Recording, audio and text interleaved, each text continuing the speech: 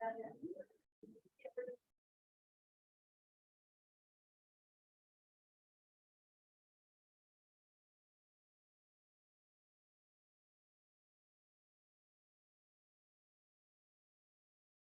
Herman, how are you? Very good, how are you, my dear? I'm wonderful. Do I need a computer? No. Not for me anyway. Okay. We just have our, I want to Easter. it was great. Got to spend time with my parents and my sister. And then they've got some good friends that are from South Africa, so they came over and celebrated. So it was fun. What about you? When I was watching the Masters, Oh, yeah. was what again? That was crazy. Yeah. I felt bad for Tiger. He had to pull out. I get it quick. I know, but did you see him walking? He looked like he was in a lot of pain. Yeah. So I felt bad for him, because it's, it's one thing to give it your all and not quite be good enough, but it's another to wonder whether you could have won if you weren't in pain, That's hard. You know, Phil Nicholson, he come up better, He did pretty good. but he's in a bad shape too. He's in bad shape? Yeah. What's wrong with him? I don't know what is wrong with him, but he lost weight.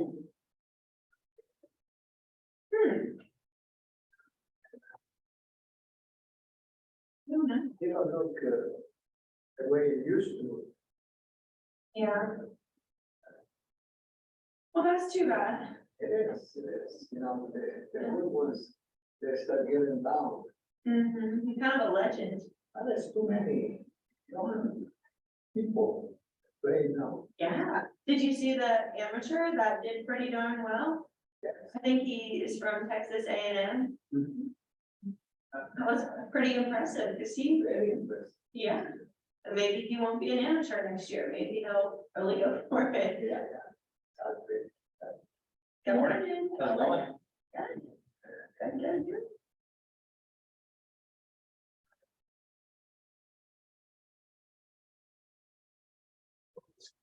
Good. You want and water and you guys. Okay.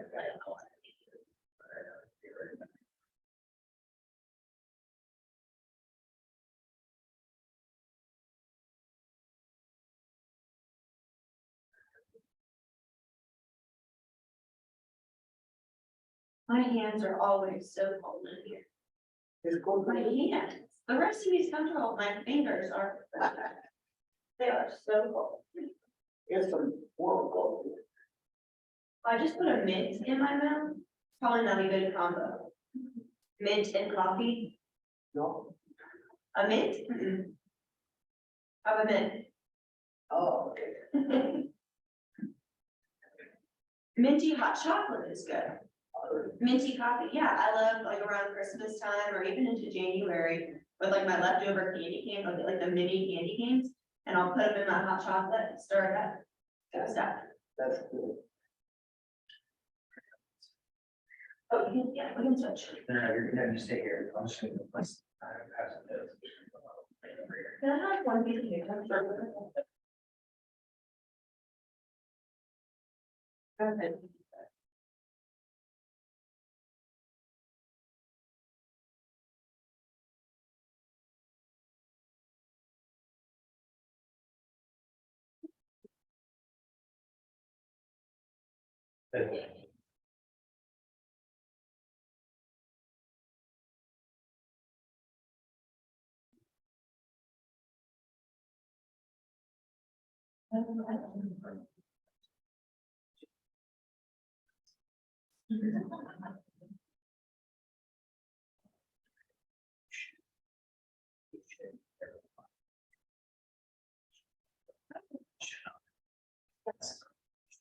Yeah.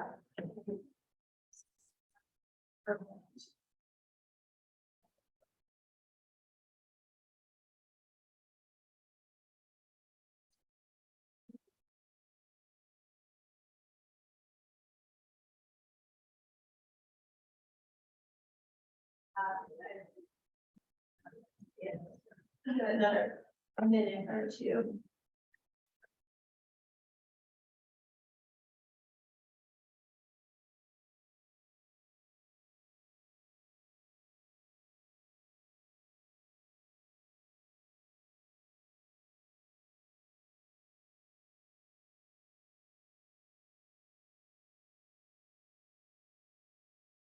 y'all in the Zoom world hear us okay?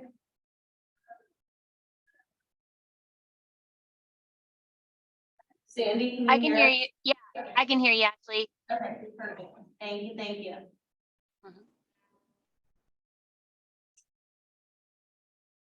Have a good Easter. Yeah, we did, Good, yeah. yeah, it was nice, always just, we always usually go to my grandparents' house with my parents, but like we don't do brunch, so we just did dinner at my parents' house instead, or that, Oh, good Easter. On Sunday. Yeah. It's nice, it's been watching my dad all day. We went to my parents' house in 20, so my sister was there and then their friends from South Africa. That's awesome. Yeah. Okay. Oh, really? Oh, it's cool. Yes. It definitely is different. How's it going? All right, well, we can go ahead and get started if other folks pop on. That is perfect. So are y'all starting to see the market get a little bit hotter? They still feeling that? Yeah, we have when we just listed, actually went live today, we did it kind of coming soon this weekend in like the Alpharetta Milton line for 650, and it's just been a nonstop showing requests, and it's been crazy. So That's great. busy. So David, it's be on market actually one day, we'll probably have multiple offers on today Love that. for that price point. I was like, damn, it's pretty good. House is gorgeous. I really feel like the hottest price point right now is like the 5 to 8 instead of like the below 5, which is odd to me. Maybe there's just not as much inventory in the lower price points, but the 5 to 8 seems like it's hottest. Are you feeling like that with your third one? Yeah, I think that's a fair comparison, and I think that this might not be a fair way to put it, but I do think that like in the $500,000 to $800,000 price point, those may be people who have been a little bit more financially sound over the years, a little more financially stable, and so what they see in the market does not scare them because they understand what's going on, whereas the lower price points, people may not be as qualified to buy the home, or they may be working towards, you know, making it work, and they're maybe a little bit hesitant because of what they're hearing on the, you know, news and different things. So I think that that's part of the reason why, I mean, that could be off, but that's kind of what I feel. Yeah, So.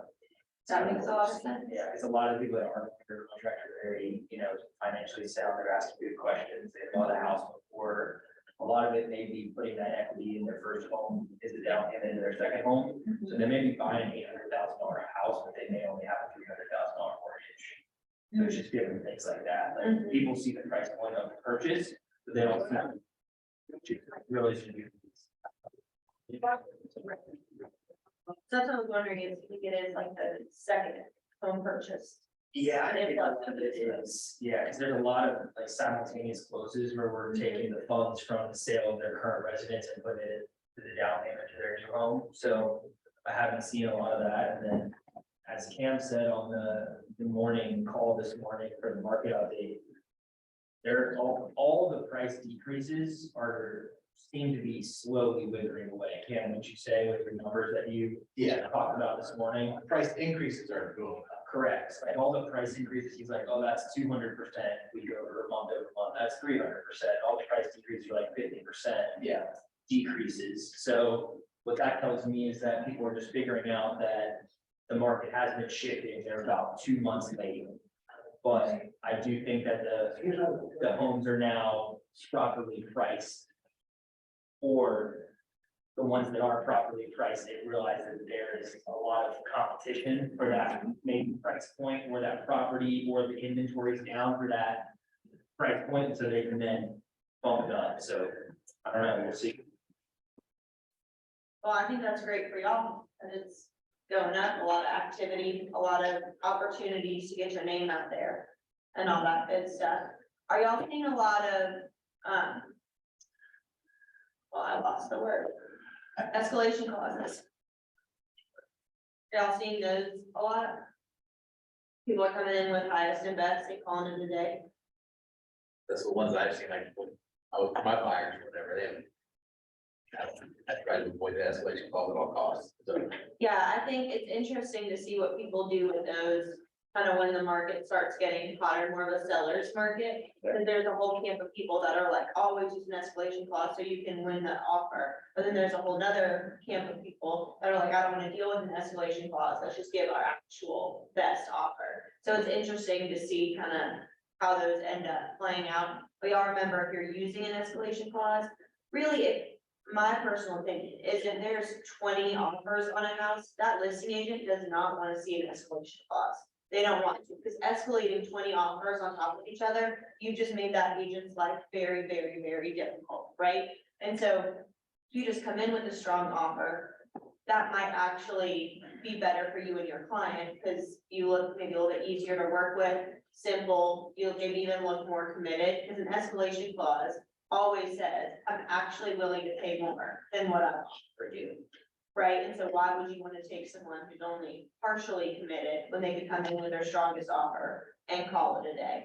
But if you're seeing those, if you're using them, remember to always base it off the net to seller, not the purchase price, right? Net to seller is sales price less seller credit. Right. So that's super important. And you always want to make sure that you're putting in some kind of language to say that they have to actually present that offer, their escalating offer. Because if you don't, they could just say, yeah, we got some other offer, we're escalating it. You're like, okay, but did your like brother put in a fake offer, so mine would go up? You know, so you want to see that offer. So put language in there that obligates them to actually present your client with that offer that it's being escalated over. And I see those used incorrectly quite a bit. But I think it's a good idea to not use them, but should you use them, I just want to make sure y'all are using them correctly. Well, yeah, I would just say whenever you're doing that, I would put yourself in the listing agent shoes. If that was you listing the property and you're getting 20 offers, what would you like to see and what would make you accept the offer? And so that's where I would say that it's very, very important for us, you know, that we are working hand in hand with you guys. Happy birthday, Andy, and happy birthday to you as well. Thank you again. But I think it's very important. Matt and I have made a big point that if we do get a client and get a client or a application from them, and they are looking to, you know, put in offers actively, we are going ahead and underwriting the loan to make sure that there's no pickup once we go under contract. We can waive the finance contingency, and if you'd like, you could even waive the appraisal contingency, assuming that the client is okay putting in a request appraisal. Do 5, 6, 7 day due diligence, and we'll get both financing and appraisal done in that time frame, close in 14 days, and your client has one of, if not the most competitive offer on the table, unless they're competing against cash. But even when we're competing against cash, we beat out some cash offers with that, you know, those contingency periods and timeframes and offers, so. And I think the other thing that y'all do that helps your like loan contracts when not over cash is y'all's willingness to talk to the listing agent. Yeah. I think that goes such a long way, because the fear is that the buyer actually won't be able to get the loan, right? Right. Because for the seller, they don't care at closing whether they sit there for 30 minutes or 45 minutes or an hour. They don't care at all. They just want to make sure that it's a sure deal. And so for a lender to call and say, hey, this person is solid, they're gonna be able to get the loan, no issue. Well, now all of a sudden, you've eliminated that risk. And it's just as good as the cash offer. Again, they don't really care how the buyer finances it. So I think that's invaluable. And so always ask for that. Sorry to give you. No, more, I but helps you appreciate get the that. No, deal I was too. gonna say, that we appreciate being able to do that, because as a lender, we're always trying to pick up more referral partners, so hopefully we're doing as many agents as possible. There's no better way to pick up a referral partner than do a great job on the buy side when they're a listing agent. So if we get the opportunity to call them, we love doing that, because the listing agent usually is like, wow, I haven't had a lender call me in X amount of years. I've heard that so many times. They're like, wow, this hasn't happened in 5 years or 6 years. And, you know, then we keep in contact with them throughout the process. We do our Friday calls, and then afterwards, when we try to set meetings with them, hopefully pick up their business too. So, and we're more than happy to do so. We actually appreciate being able to do that. So, because I think it helps us too. So, Right. any way to help the client and also in turn to help us. So, it's a good touch, I think. Are y'all seeing more FHA loans? I know you kind of mentioned something about those, but. Yeah, so I have You guys seen, accept it?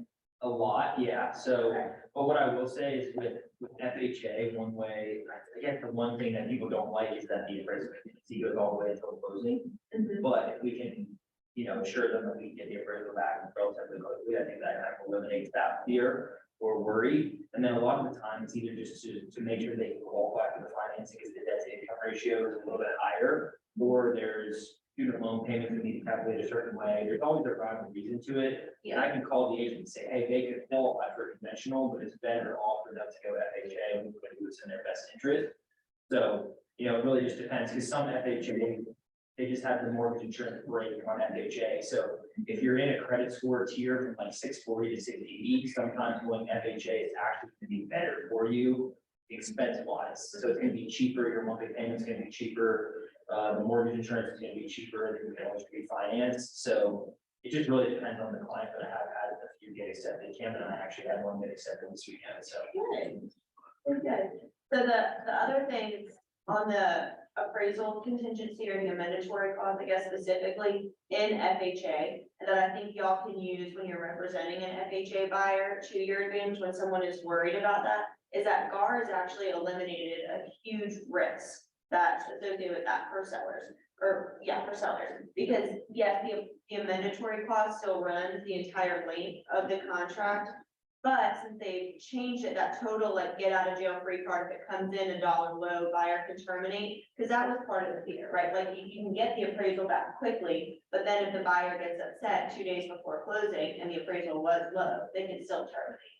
So that window between getting the appraisal back and closing was still kind of murky for a seller. Now, since they've updated the language in the FHA contingency exhibit, that's not a thing anymore. You have to give the seller the opportunity to lower the sales price. So if it comes in $100 low, $1,000 low, maybe even $10,000 low, almost every seller is gonna say, I don't wanna do this again, I'm just gonna lower the price. Whereas before, they didn't have the right to do that. Now, if they do that, the contract says parties shall close, so buyers are not obligated. So I think if you have someone who's pushing back on FHA, saying, hey, GAR addressed this to some degree.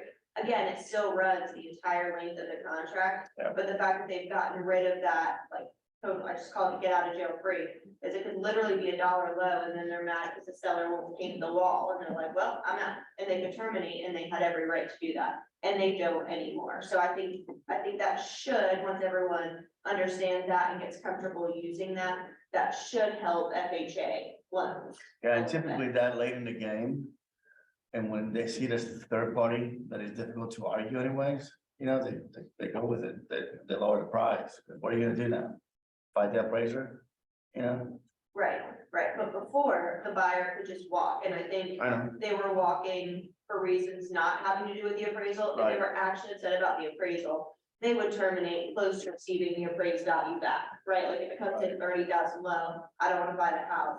That would be the point in time they would address that with the seller. But when it's right before closing, it's always gonna be for some other reason. They're mad for some non-appraisal reason and they're terminating for that. sure. And to me, that was a huge risk for the sellers, because they were kind of walking on eggshells all the way up until closing. Now they at least have a little bit of power, a little bit of control to say, I will reduce the purchase price. And they don't have to, right? Same thing with conventional and VA. They just have the right to, and then the buyer has to close. So that should help those. That is good to hear as well. Right. Again, they don't have to, but you have a third party, you have an appraisal now issue. What are you gonna do next, The appraisal sticks with the property for 6 months on FHA. Yeah. So unless they look, buyer. Exactly. Appraisal has to be utilized by the next FHA Yeah. buyer, so. Which is different as well. Another thing, I had a talking point that I wanted to bring up. Have you guys heard about the approval that the Federal Housing Administration approved the 40-year mortgages in the United States? I'm not sure when that will be rolled out, but that is something that has come in the fold that is actually huge news for the mortgage industry. Because instead of financing things over a 30-year period, we can now finance them over a 40-year period. So I will say, if you can qualify for the 30-year loan, I would go that route because you're paying less interest. However, if it's the only way to get into a home on a 40-year loan, I think it's a great way to get into the home, start building equity. You can always refinance to a 30-year loan. Just like if you have a 30-year loan now, you can always refinance to a 15-year. to make the, interest payments less. It's a great way for investments to happen and also for you to get into your primary residence. And then also, with inflation and some of these other things, I saw some other people talking about it. If the, value of the dollar does decrease, then the money that you have leveraged through service debt or a loan will then be easier to pay off.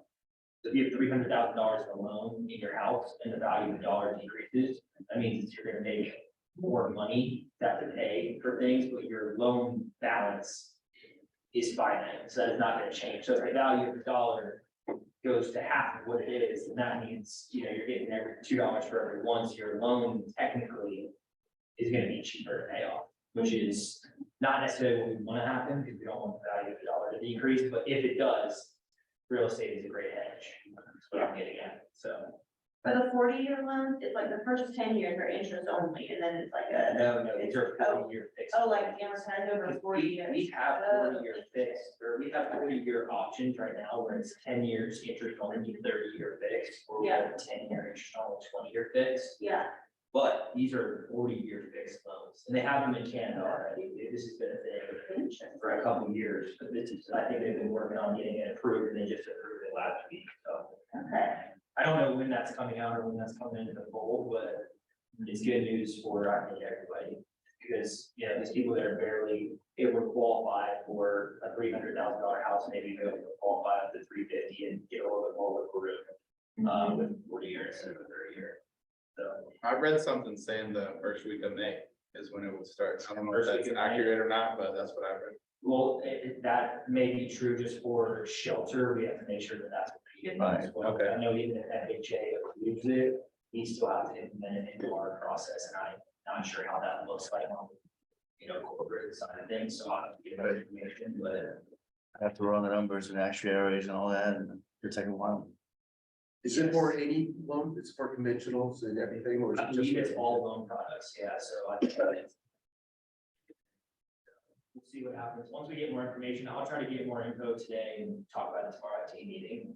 But I thought that was something big to highlight, because that is gonna be good news for everybody. I guess I can't go wrong. I can't go wrong this morning if I say roll time, right? How much higher do you think the interest rate will be? I would say. 30 to 40 years. To a point. However, How much lower for the monthly payment though? see, that's a good question. So I'll run the numbers on my mortgage calculator, and we'll do $300,000 purchase price, and we'll go 5% down. Yeah, And then I'll do it over a 40-year period versus 30. Let's go 5 down. Yeah, we'll do a 4-year loan. All Wow. right, so we're gonna go with a 6% interest rate for a 30-year, and then I'm gonna do 6.5 for the 40-year. So the principal and interest on a 6% interest rate over a 30-year period, P&I payment is right at $1,700, so it's $1,708. If we go up to 6.5 interest over a 40-year period, that is cheaper. It is $1,660 a month, so it's about $4 cheaper. So, For the 300,000. yeah, 300,000. So, and that's just principal and interest, but, if we do get the interest rates down to, let's say, 5.5, that monthly payment on a 40-year fix goes down to $1,470. So pretty significant change. Hunter, Yes, is the half a point spread what you would expect on the 40-year over the 30? I would say anywhere from half a point to a full point. I'm not exactly sure what it's gonna be. It could be anywhere in that range, just because when we do look at 15-year fixed versus the 30-year fixed, we are usually seeing about 0.75% difference in the positive direction. So I would say it's probably gonna be the same, but it isn't 15-year spread. It's a 10-year spread between 30 and 40. So I'm not sure how that's gonna work itself out. But this would be a great way to maybe build some seller pay closing costs into buying down the rate and helping them get a 40-year fixed at a 30-year rate. And I will say, this is gonna make interest rates look better as a whole, because if you price the 30-year up against the 40-year, 30-year fix now looks better, instead of them pricing it up against a 15-year where it looks worse. So it is all about perspective, and I think it's gonna make the 30-year interest rates look better per se, whatever, however you want to phrase that, but, And relatively, they are good right now, around 6%. It's not terrible, but if we have a rate to compare it to, that's 7.6 looks a lot better, so we'll see. Yeah, okay, thank you. Do you know how prevalent they are? I know you said that you have been doing this. Are a lot of their loans, like, is that's gonna be the new, or 30 years always been prevalent? I don't know, that's a good question. I would say as home prices appreciate and as, you know, I guess younger people start to buy homes, I would think that a lot of people there would get 40-year mortgages.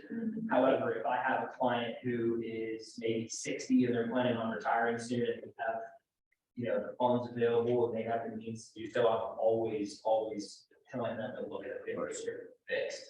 Just because you're saving, you know, tens of, if not hundreds of thousands of dollars on interest over those, you know, that period of time.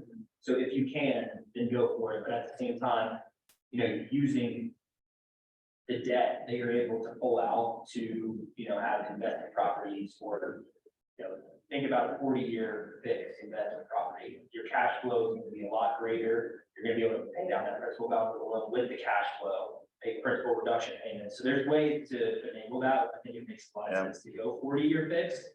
But if you want to try to pay off the loan as quickly and as cheap as possible, I would always recommend 50 or 30 if it's feasible. So we'll see. It's just really going to depend case by case, I think. That makes sense. Yeah. Are y'all using backup offers? I know as the market gets hotter, those definitely become in vogue. We're using those. I have. Yeah, definitely. So I would think for every listing I would encourage a backup offer, because that's so much easier on your sellers, not having to start over, right? And as a buyer, you know, the other thing we see as the market starts to get hotter is the higher levels of attrition. So termination rates go up, the hotter the market is, because people get kind of caught up in the competition of it. They'll just put in an offer to get an offer, and they get buyer's remorse, right? So that goes up as seller's market goes up. So I would say don't be afraid to put in backup offers, and you'll know what GAR added in January that's really helpful is they've updated the backup contingency form for GAR. And so now you can have multiple positions. So instead of just being the one backup, you might be in, you know, third position or fourth position. And that was really hard to make work with the old forms. But now that they've got it, where you fill in what position you are. So I would say don't be afraid to utilize that, especially if your buyer is not like, I need to go under contract this weekend, period. You know, if you have someone coming in from out of state, they want to know, maybe backup is not as helpful for them unless it's like one of the last things you look at. But for most people, being a backup is helpful because there's a decent enough chance that they could end up becoming primary. So question, if your buyer, you know, you go under contract, you are the backup offer, and you're still in second position, can your buyer withdraw their offer? Yeah. No. No, Bit of a you trick can't. question. It's not an offer, it's a binding contract. You can't withdraw an offer if you're already under contract. Oh, already in the You can't- contract, yeah. sorry. Yeah.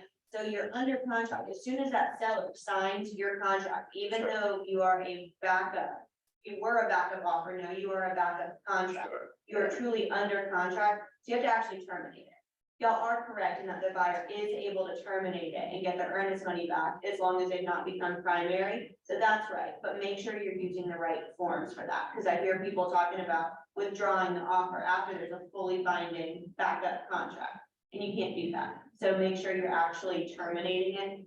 Again, you have the right to, as soon as you become primary, that right to terminate goes away, and then your rights under due diligence and your other rights start up. So it's not that you can't do it, but you are right in that you can terminate, but make sure you're actually terminating.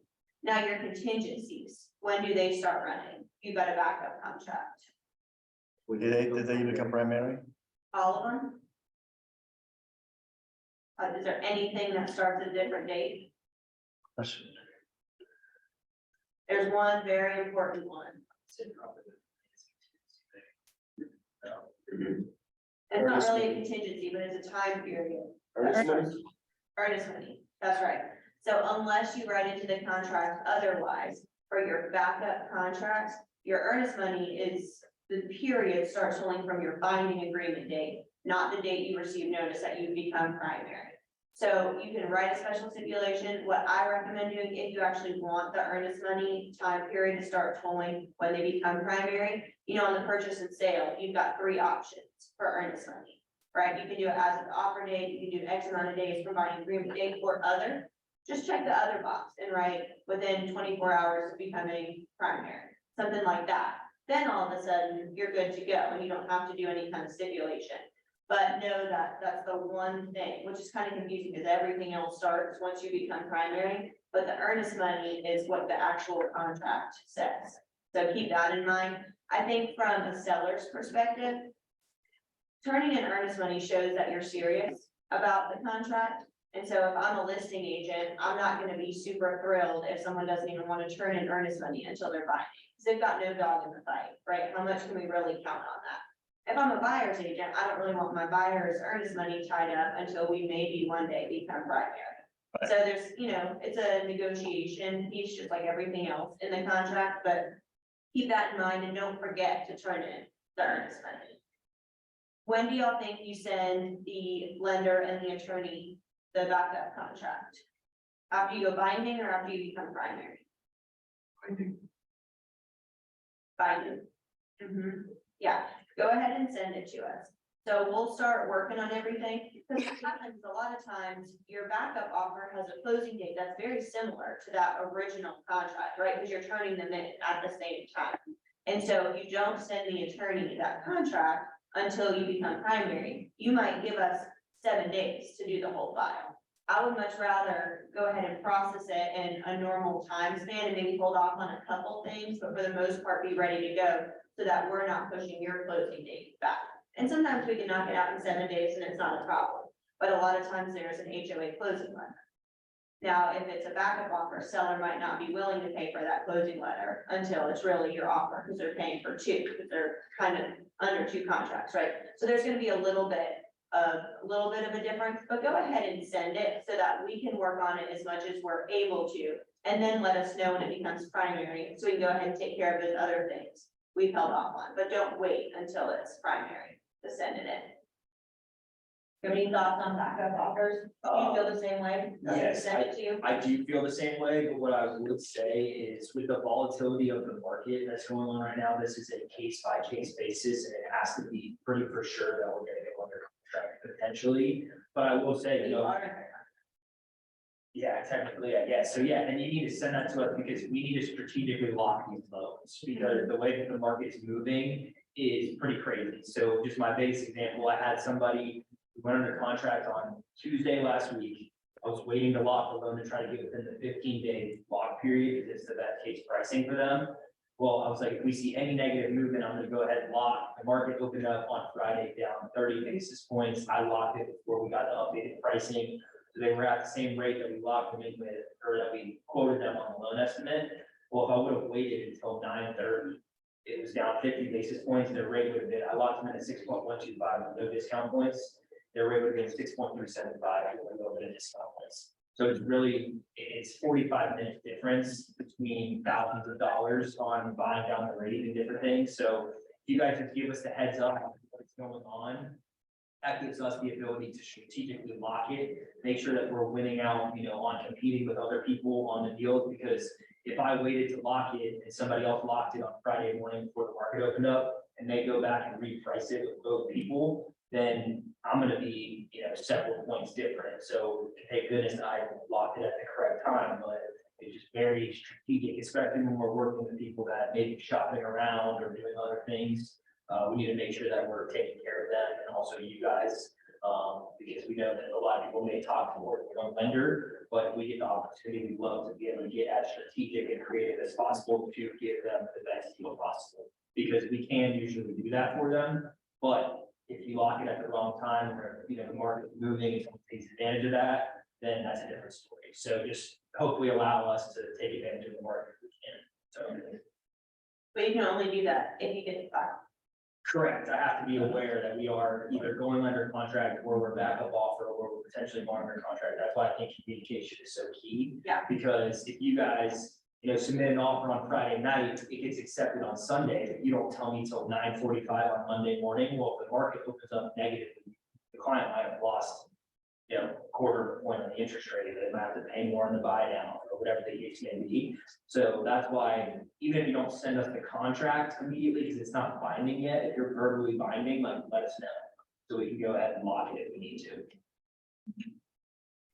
Speaking of, rates are at 2-month lows right now, so that's good news. That's something positive to talk about, and we do think that that's going to continue to hopefully steadily go down. So we'll see what happens, but with all the economic forecasts and outlooks, we do believe that they're going to continue to trickle down into the fives. And May could be a really big month. So along with the increased, activity in the market historically, in May, June, July, August, and even into September a little bit, rates could be coming down. So if that does happen, I could foresee a 2020-esque market again, where we're going to bid over asking price, waiving appraisals, waiving financing, waiving due diligence.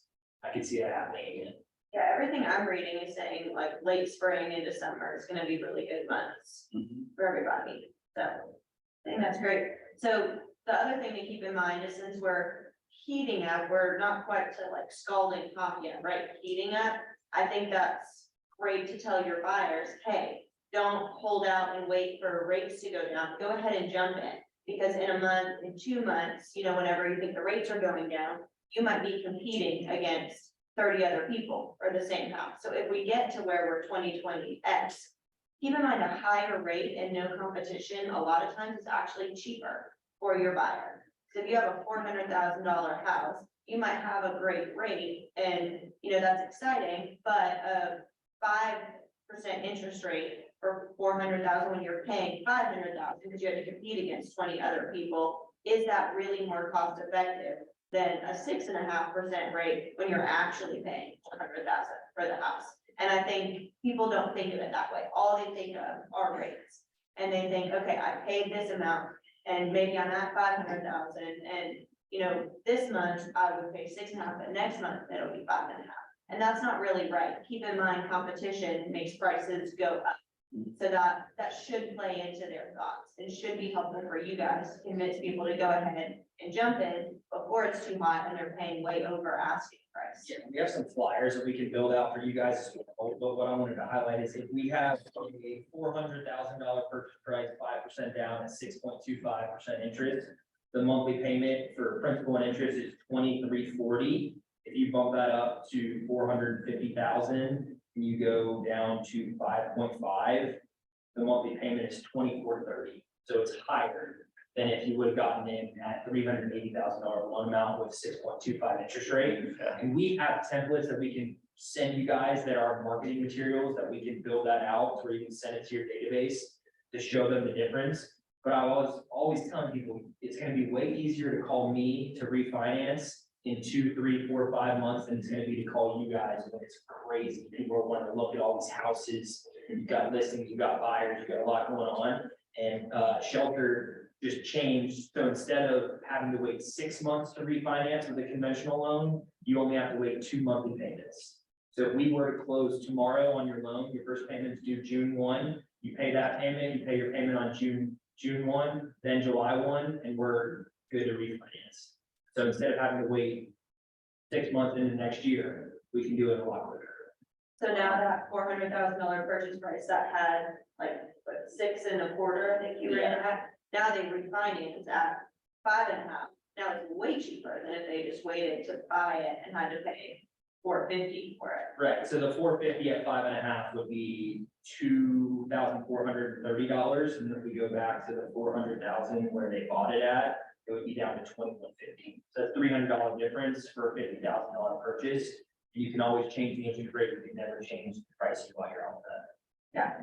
What is the fees for the refinance though? So we are waiving the lender fees on refinance. If they close with us before June 30th of 2023, we will honor that for 18 months all the way until December 31st of 2020. We should have left that. That's the big catch, because Yeah. saving $300 if you're paying $6,000 doesn't make sense. Right. Yeah, recoup for 2 years. Well, and you can also roll those costs of the loan, of the refinance into the loan, so any lender fees that actually is gonna have to receive for the refinance, you can put that into, and build it into the loan amount. So if you do $4,000, let's just say for escrow and title fees, but we have to remember that when they are preloading this escrow, when they refinance, they're gonna get a check for their current escrow back.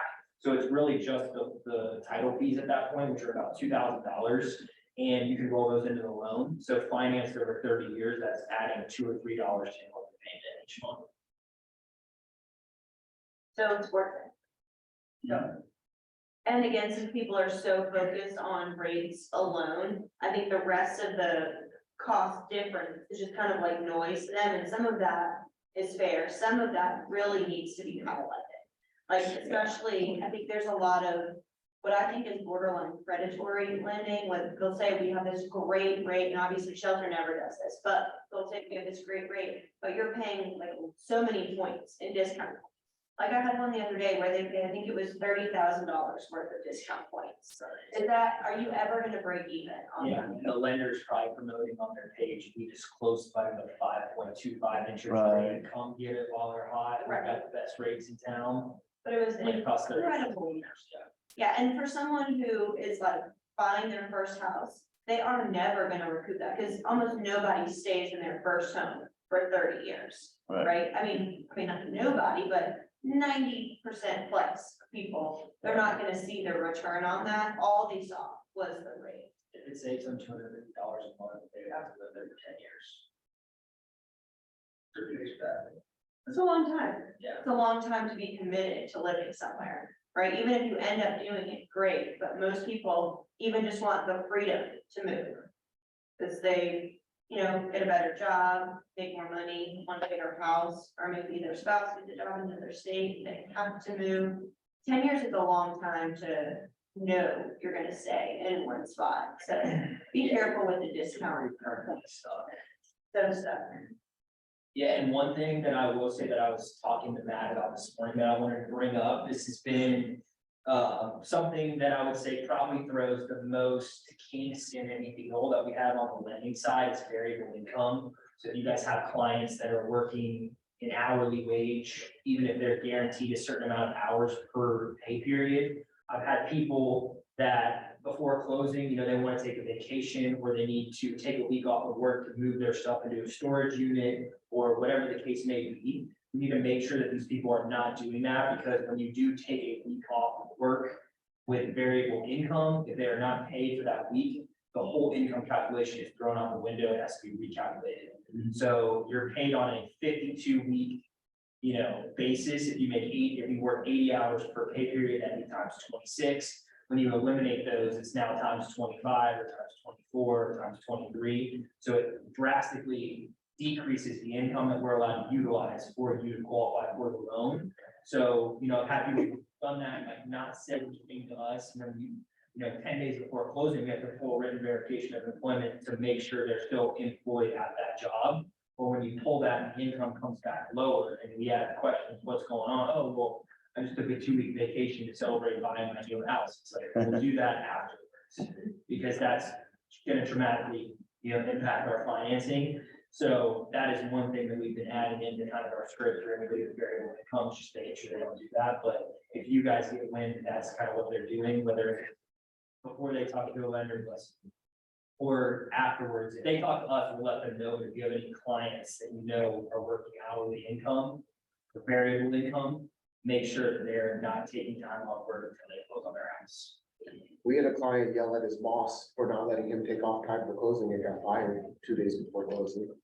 That's great. That didn't help either. No, no, that did not help. That's great. To pick that guy up in the parking lot. That happened to Jason in February. He lost his- I just beat him up in the parking lot. I mean, there are crazy stories, and we'll find ways around it. Like I had a lady who closed in January who took 2 weeks off. She was working 2 jobs, took 2 weeks off. Had to recalculate the income. We just paid off one of the credit cards that was, $1,000 or so. So it worked, but at the same time, not everyone has an extra $1,000 to pay off. So when that happens and things like that come up, we just need to make sure that we're all working on the same page, to make sure that hopefully they just don't do that in the first place, but, you know, people do some crazy stuff, so. I had a co-borrower quit her job, it was either the day of closing or the day before closing, and she thought it didn't matter, she was just a co-borrower. And so then the whole loan had to be redone in just the husband's name, and that was, you know, the lender magically got it done, which was great. We closed like a day or two after we were supposed to, which is still kind of incredible, but yeah, she had no idea. So I think just educating your buyers on the relevance to the transaction, what they do matters. 'Cause I think a lot of people think it's my money, it's nobody's business, what I do with it, and that's not really right when, you know, a company is loaning you money, so now your whole life becomes their business if you want the loan. But it does happen. On the flip side, I've had someone who, you know, we say, don't go make any purchases while you're under contract. Because in our mind, it's like, don't go buy the Maserati, right? Don't go open up a new credit card to put your $10,000 worth of furniture on the week before closing. But I had one lady who at the table was like, so am I allowed to go buy groceries now? Because some people are so literal. She literally thought she wasn't allowed to buy anything the whole time, which was so sad. It's like, yes, ma'am. It's better that way, though. I'd rather have somebody like that than more. Who does it eat? Well, not, I mean, doesn't, does it like, make it- I'm just saying that is very diligent about the process, because I've had somebody who went and leased a Porsche, and they wanted to drive it, closing it. You can't slow it with that, it's open a new line of credit, Uh-huh. and that's, it's your debt to income ratio, they didn't qualify for that. So it's like, people just do crazy things, so as much as it's like pretty no brainer, I have to say these things and make it almost like a joke, like, hey, don't quit your job. They're like, why would you do that? Like, just be surprised, and it's a big decide to do, so. Do y'all have questions? Anything weird coming up over the weekend? Anything y'all are seeing?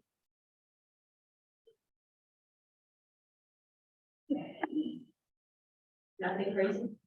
Are people doing a good job making appointments to see your listings, or are they just like showing up?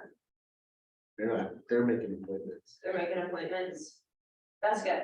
Hopefully don't go back to 2020 and then like show up and brawl on the front lawn Yeah, situation. there was a house in my neighborhood though that was listed a couple weeks ago, and it was more so like a, well, I say my neighborhood, my parents' neighborhood. And it's in Johns Creek, so it's very sought after the area.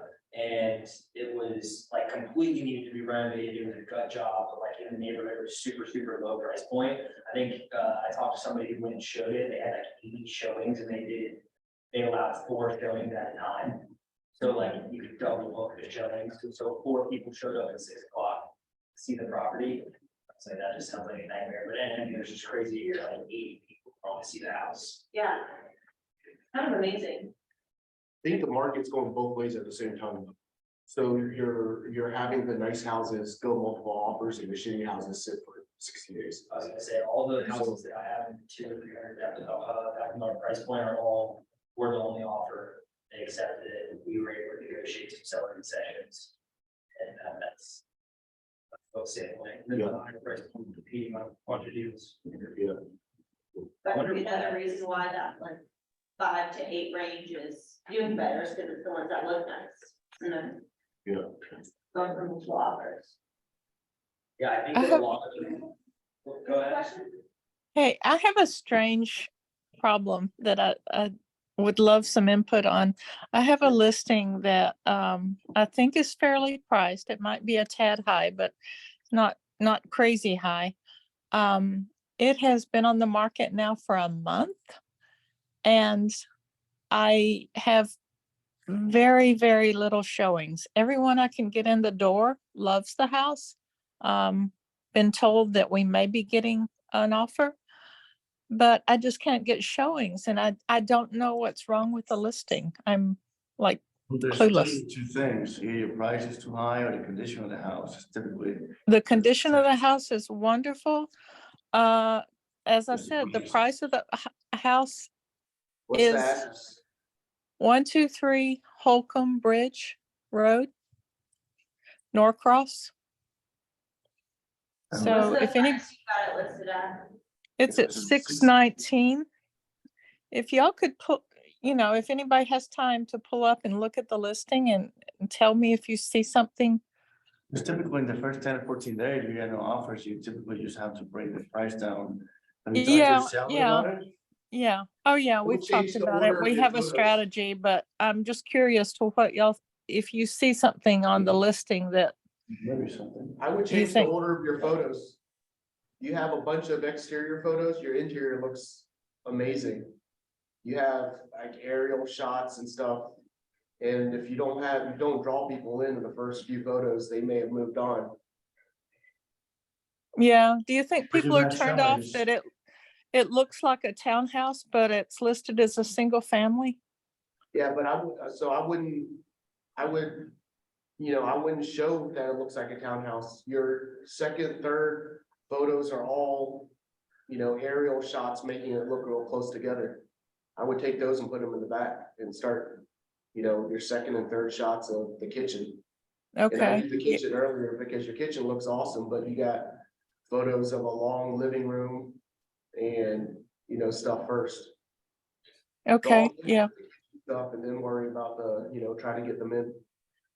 Did you okay. start at 619 or have you done a price decrease on it yet? We haven't done a price decrease yet. We have a strategy this week. We're waiting to hear from, supposedly a buyer that wants to put in an offer. So if he doesn't come through, we're gonna drop it this week. I would recommend, and if you need a graphic kind of put together, I can see if we could pull something together, but we could show you the difference in the monthly payment at $619 with no seller concessions, and then if you were gonna drop the price, I highly recommend maybe dropping it to $615. Like, let's say you were planning on dropping it $10,000. You drop the price a little bit, but then add seller concessions to that, where it's the same net to your seller, but you're allowing the buyer to utilize that cash for either the closing costs or to buy down the rate. I think that that's a bit helpful to some people because they look at it as it's easing their cash to close. The more money they can finance, that's less out of pocket now, so it's all good with everybody. But if you can lower their cash to close, I think that's, from the people that I'm talking to, would be an interesting way to go about it. And it'll make So it. could I ask a question about that? Yeah, Why is it listed as single family if it's actually a townhouse? It is It's not actually a townhouse. It's detached. It just looks like a townhouse. Okay. I There's misunderstood what you said. like 3 feet of space in between. I've What seen if it. It's right on Holcomb Bridge. It's very nice looking, but I just wondered about that question. I wasn't sure, so.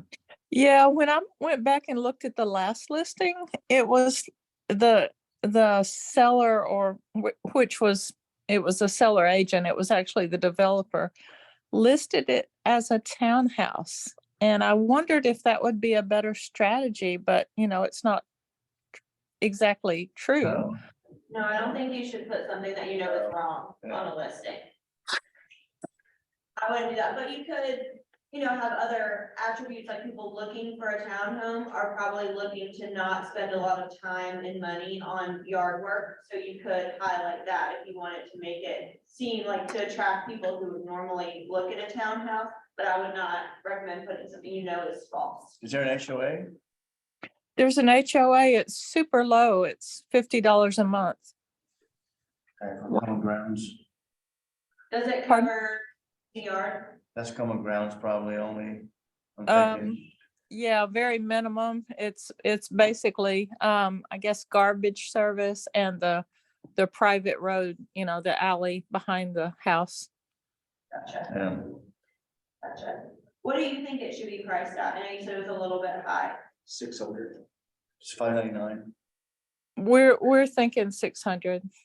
Yeah, just attract the buyer up to $599. So my other thought is if it should be at 600, people search in I think typically like $50,000 or $100,000 windows. So someone who's searching from like 550 to 6 Just say. is not gonna see that house. Yeah. And that Yeah, could be a way you yeah. could talk your seller into lowering the prices. Hey, all these people, which is, really who might, their attention would be captured by this. We're missing all of them and all you're getting are the 600 to 700 or 6 to Right. 650, even 6 to 625, whatever. Yeah, that we had that conversation upon listing, but sellers in charge, so.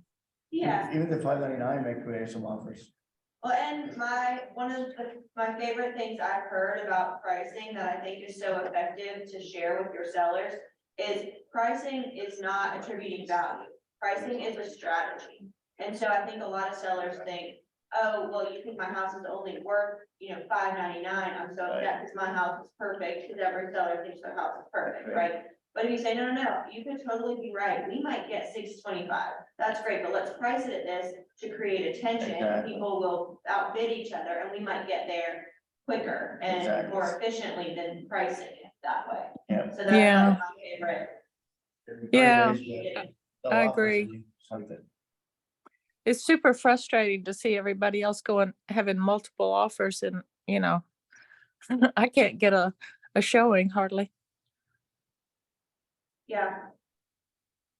Does your listing agreement have the automatic price decrease step in it? No, but like I say, he has agreed to drop it this week if the potential buyer that has talked, keeps coming back to me, does not come through this week, we're gonna drop the price this week. So, that's good. I just wondered if you guys saw something else. And, I hear what you guys are saying about the pictures. I'm gonna do that. I'm gonna move around the order. I was trying to highlight with the aerial pictures. I was trying to highlight the proximity to the park, but maybe, the focus, maybe what people see is the closeness together of the house, and that's a turn off. Have you put it up in the Facebook legacy group? Yeah, You got access to Yeah, I all did. the agents? Okay. Maybe now with the price increase, that'd be a good idea. Well, How long has that been active, Connie? a month, 1 month. I was gonna say, last week I saw there were a bunch of houses that were, I feel like fairly priced, that I had some agents show some of our clients the houses, and there was not much activity, and I think that had to do with spring break. So now that everybody's back in town and back in here, I think now is a great week to market to some of those people who may have been out of town or not focused on their home search and flat. Yeah. I've had 3 open houses. Didn't do it over, over Easter weekend, but everybody that comes through loves it. It's frustrating.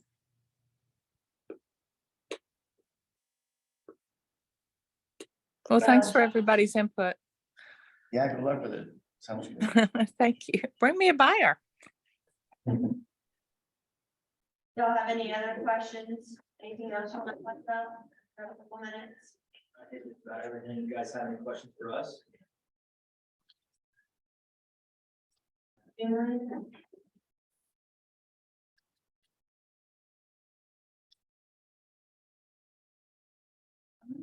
Well, y'all have anything? I'm good. Y'all good?